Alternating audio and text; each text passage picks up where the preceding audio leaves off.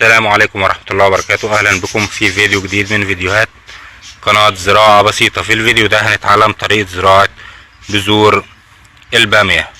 البامية زراعتها سهلة جدا، كنت زرعت معاكم في فيديو قبل كده في الارض المباشرة. ان شاء الله في الفيديو ده هنتعلم طريقة زراعته في الصيص، عشان الناس اللي طلبت مننا طرق زراعته في الصيص لو هيزرعوه فوق السطح او في البلكونة. طبعا الصيص ده صغير، لازم يكون الصيص اكبر. ده نظام تجربة فقط عشان نعلمكم طريقة زراعة البذور في الصيص. ده شكله ممكن نحصل عليه من الثمرة نفسها، بس لازم تكون ثمرة قديمة او ثمرة مستوية.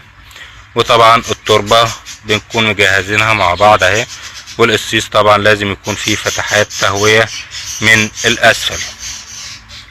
ممكن نزرعه على الناشف زي ما هو كده، ممكن نزرعه بعد ما بنعمل عملية تبليل للتربة. القصيص ده هنحط فيه حوالي 3 بذور عشان ونشوف، وبعد كده ممكن نخفه او نشيل الزيادات منه. ده بنغرزه حوالي نص عقلة صابع فقط. بعد كده طبعا بنكون مجهزين المية، ونحاول نحافظ على البذور لا تطلع تاني. ممكن تكون عن طريق بس لازم نرويه القصيص لحد ما يتشبع بالمية، والري بيكون كل 4 ايام. طبعا مهم جدا يكون في فتحات زي ما انتم شايفين المية بدأت تنزل من الاسفل. لو هنزرعه في بلكونة يبقى نحط تحته اي طبق او اي حاجة عشان المية ما تبهدلش لنا المكان. ودي البامية بعد 7 ايام. لو تلاحظوا البذور بتاعتنا كلها طلعت اهي. بنبدأ نخف منه. ديت ممكن نزرعها تاني عادي، ممكن نشيلها. ده لو هنزرع قصيص زي ده ما ينفعش يشيل شجرة واحدة حتى، لازم طبعا قصيص اكبر عشان يشتغل اسرع وينتج معانا اسرع. ما شاء الله العود عامل ازاي.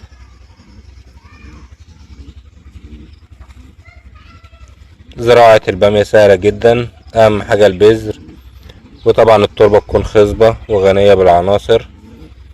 وان شاء الله مع بعض وهنشوف شكله بعد كده عامل ازاي. بعد اسبوعين ده كان شكل البامية بتاعتنا. بذور البامية زراعتها سهلة جدا، وريت لكم في الصيص عشان نشوف حجم القصيص. طبعا صغير، انا بقول لكم ده للتجربة، برضو بأكد عليكم ده للتجربة. ده الاسبوع الثاني من زراعة بذور البامية.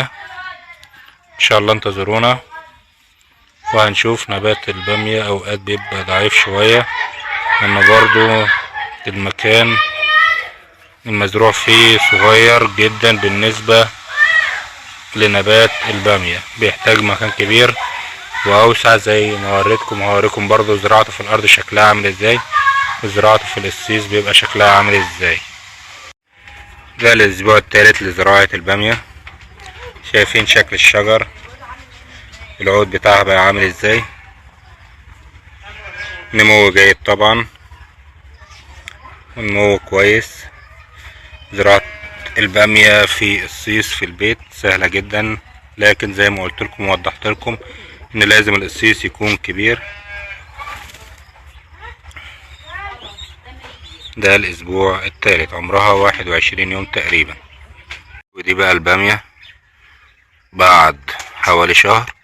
طبعا زي ما اتفقنا ان القصيص صغير عليه، عشان كده الحجم صغير. ان شاء الله هنعمل لكم فيديو ونزرعها في قصيص كبير ونشوف النتائج بتاعتنا وطريقة العناية بها من البذرة لحد الثمار بإذن الله. ده شكلها اهي. اتمنى تكونوا استفدتوا من الفيديو، ان شاء الله تتعلموا كل طرق الزراعة معانا. وزي ما قلت لكم هنشوف في النهاية شكل البامية معانا في الارض الدايمة والثمار بتاعتها. قبل كده كنا عملنا فيديو لزراعتها في الارض المباشرة او الارض الدايمة. وده الزراعة في الصيص، بس بنشوف شكلها برضو، شكل الثمار اهي ورون البامية ما شاء الله. حاجة كويسة يعني، لو خدنا منها نقدر ناخد منها كل يوم. بس طبعا اهم حاجة زي ما انتم شايفين شكل العود، طبعا غير ان احنا نزرعه في السيس خالص، ما ينفعش يتزرع في السيس غير السيس كبير. اما لو السيس صغير فده صعب جدا. زي ما انتم شفتوا في بداية الفيديو انا قلت لكم ده تجربة فقط، ان ازاي نتعلم زراعته فقط لا غير، مش ان احنا هنزرعه في السيس الصغير ده. اقل حاجة ممكن نزرعه في جيركن، الجيركن اللي هي ال20 لتر ممكن نزرعه فيها، بس برضو هيبقى هو شجرة واحدة او بذرة واحدة، بذرتين بالكتير خالص نقدر نزرعهم فيها. ده يا رب اكون قدرت الملكم زراعة البامية في الصيص عشان الكل يستفاد، سواء اللي هيزرع في بلكونة او هيزرع ان شاء الله فوق سطح البيت. زراعتها سهلة جدا ان شاء الله، انتظرونا. هجيب لكم جيركن كبير ونتعلم ازاي نزرعه او ازاي نزرع فيه في الجيركن الكبير باذن الله في فيديو قادم باذن الله. في النهاية اتمنى بس من حضراتكم تدعمونا دعما لنا للاستمرار. يعني اللايك بتاعكم بيفرق كتير، هيفرق معانا كتير لو عملتوا لنا لايك بس، والشير طبعا للفيديو عشان الكل يستفاد. ان شاء الله كل جديد في عالم الزراعة معانا. طبعا في حاجة تانية، لو احنا عندنا البامية بالطريقة دي وعايزينها تنتج تاني في فصل الشتاء مثلا، ممكن نقطع الأطراف بتاعتها وتشتغل معانا بإذن الله طول الشتاء، تنتج معانا برضو إنتاج وهتطلع إنتاج جديد. طبعا ما ينفعش نزرعها في الشتاء، موعد زراعتها في فصل الصيف. هذه طريقة برضو بتساعد على زيادة الإنتاج، أو إن احنا ناخد منها وقت أكبر.